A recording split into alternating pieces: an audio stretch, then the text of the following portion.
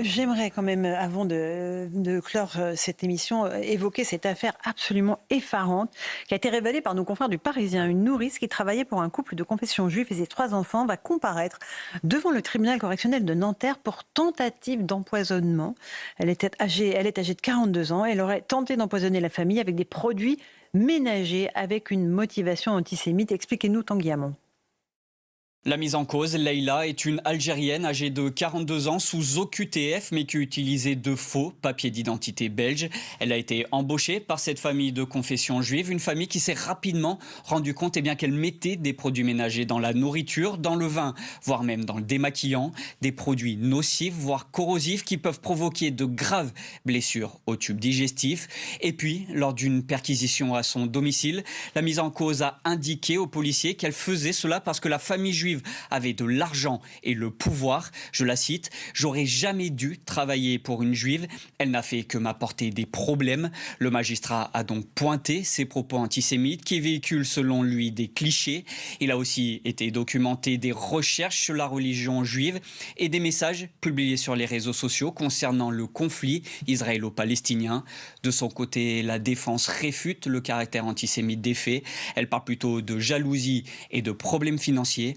Toujours est-il que la mise en cause est poursuivie notamment pour administration de substances nuisibles commises en raison de la race, l'ethnie, la nation ou la religion. Merci Tanguy Hamon. Cette affaire est abominable.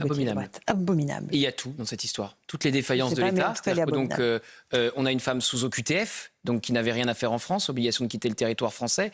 Mais puisqu'elle est algérienne, on connaît les relations entre la France et l'Algérie et l'incapacité d'expulser qui que ce soit vers l'Algérie. Et donc, on a évidemment l'antisémitisme et le lien entre une partie de l'immigration et l'antisémitisme, et cette question, en faisant venir des antisémites sur le territoire national, on met en danger la communauté juive française, puisque 60% des agressions racistes dans ce pays sont des agressions antisémites. Donc il y a toutes les défaillances, si vous voulez, dans cette histoire qui est horrible. On a une femme qui empoisonne une famille parce que juive. Enfin, on est au summum de l'antisémitisme. Et donc là, je vois que la défense, très bien, fait son travail et essaye de nous expliquer que ça n'a rien à voir avec l'antisémitisme. Les déclarations parlent d'elles-mêmes. Donc c'est proprement incroyable. Elle n'avait rien à faire en France. Les relations diplomatiques entre la France et l'Algérie empêchent toute expulsion. Et c'est un lien entre une partie de l'immigration, encore une fois,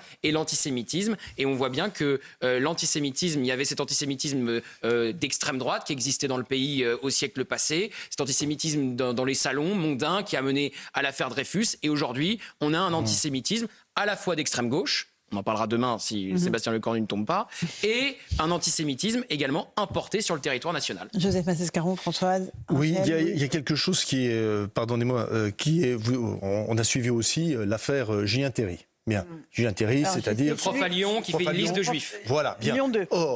Or, il y a une personne qui est venue donc en appuyant, puisque maintenant c'est considéré comme toute une partie de la gauche comme un héros, Julien Terry. Réellement, je ne plaisante pas. Donc vous avez une personne qui est sociologue, qui est signataire de la pétition et qui écrit: l'insulte, ouvrez les guillemets, espèce de juif, mes excuses souvent utilisées en arabe, est passée dans le langage courant et ne signifie pas la haine des juifs. Voilà. Cette personne, qui s'appelle Nassira Ghanif, elle est sociologue et elle enseigne à Paris 8. Allez. Donc en effet, vous avez tout un ensemble et tout un contexte dément qui fait que, comment vous étonnez ensuite qu'il y ait des personnes simples d'esprit qui arrivent à ces extrémités. Sur cette affaire terrible pour cette famille. Mais cette affaire est terrible parce c'est d'empoisonner des enfants. Non, c'est des enfants, puis c'est un drame du quotidien, et puis on se dit... voilà, la personne qui nourrit, à qui on confie ses enfants, qui vient chez soi, à qui on laisse son appartement, son intimité, qui connaît toute notre vie, et qui, parce que, d'après ce que j'ai compris, il y avait un différend financier, etc., décide subitement, alors qu'elle travaille depuis 2 mois dans cette famille... Non, il n'y a pas de différend financier, c'est parce qu'elle est antisémite, point barre. Non, mais... Peu importe, mais je veux dire, quel est l'élément déclencheur, on s'en fiche. Mais qui travaille 2 mois dans cette famille et qui, au bout de 2 mois, décide de mettre en effet du shampoing dans L'eau de Javel, enfin pire, et qui aurait pu tuer les enfants. Donc ça rappelle, j'allais dire, les romans horribles qu'on a pu lire quand on était petit. Je pensais aux Bonnes de Jean Genet ou qui tuent leur patron. Et cette idée-là, elle est vraiment terrible. Et puis en effet, Gauthier a raison de le rappeler, c'est un fond d'antisémitisme et que cette femme n'avait rien à faire en France et que c'est le fond de l'antisémitisme de considérer que, en effet, c'est légitime d'essayer d'empoisonner toute personne juive avec laquelle on décide que... C'est plus qu'un fond, là, Françoise.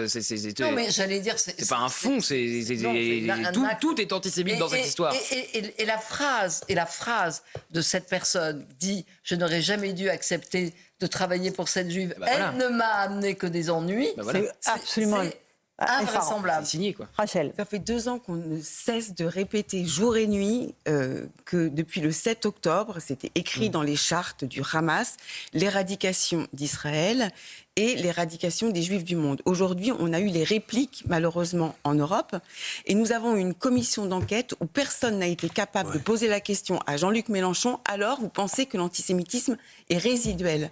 Voici aujourd'hui ce fait. Donc c'est un fait qui est effroyable et qui divise une nouvelle fois encore plus les Français et qui fait peur à la communauté juive, puisque nous avons des personnes qui rentrent jusque dans vos maisons et malheureusement, ça rappelle aussi ce qui s'est passé le 7 octobre dans les kibbutzim. Évidemment. Gauthier.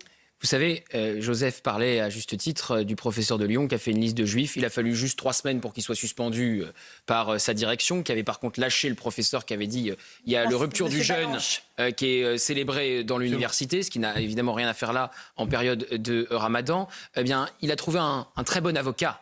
Ce professeur qui fait une liste de juifs, c'est Jean-Luc Mélenchon qui a passé une partie de son audition à le défendre. Donc voilà, vous voyez, donc il y a Jean-Luc Mélenchon qui défend un enseignant antisémite qui fait une liste de juifs et qui après, imaginez s'il a un étudiant juif dans sa classe. Imaginez le mal-être dans lequel doit être plongé cet étudiant juif. Et les commentaires après, c'est Jean-Luc Mélenchon a été extraordinaire, Jean-Luc Mélenchon a retourné l'assistance, qu'est-ce qu'il est fort Jean-Luc Mélenchon, qu'est-ce qu'il a de la faconde. Ça me rend fou. Ça me rend fou. Qu'on va en parler ce soir à 22h. Ah oui, c'est sûr, oui. Parce qu'à 21h, mon cher Gauthier, vous me pardonnez.